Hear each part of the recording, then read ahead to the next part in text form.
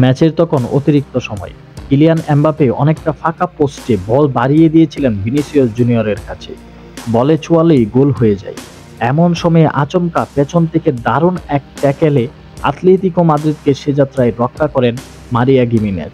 তাতে স্বস্তি মেলে দিয়েগো সিমিওনের। সেই গোলটা হয়ে গেলে যে দ্বিতীয় লেগের আগেই অনেকটাই পিছিয়ে যেত তার দল। তাই ম্যাচ শেষে আতলেতিকো কোচ বলেছেন, পিছিয়ে পড়ার পর তাদের লক্ষ্য ছিল দ্বিতীয় লেগের জন্য আশা টিকিয়ে রাখা। রদ্রিগোর নান্দনিক এক গোলে ম্যাচের শুরুতেই এগিয়ে যায় রিয়াল।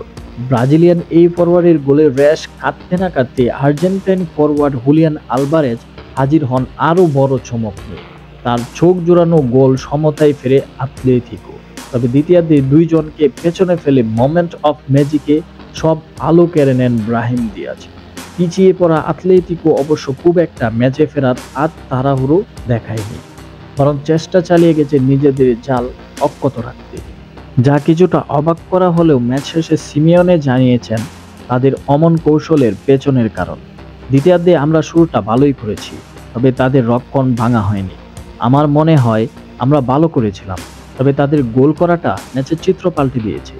তখন আমাদের সামনে সুযোগ ছিল ঝুঁকি নেওয়া কিংবা গোল হজম না করা, যাতে আমরা পরের লেগের আশা বাঁচিয়ে রাখতে পারি। আমরা সেটাই করেছি। তবে ম্যাচ হারলেও আতলেতিকো কোচ খুব খুশি দলের পারফরম্যান্স। আমার মতে ম্যাচের নিয়ন্ত্রণ একটা সময় ভালোই আমাদের হাতে ছিল।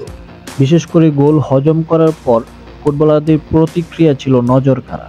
ম্যাচের শুরুতে গোল হজম করলে ম্যাচ কঠিন হয়ে যায়, তবে দল দমে না গিয়ে লড়াই করার মানসিকতা দেখিয়েছে। আমাদের পরিকল্পনা বাস্তবায়ন করার চেষ্টা করেছে, যা ইতিবাচক।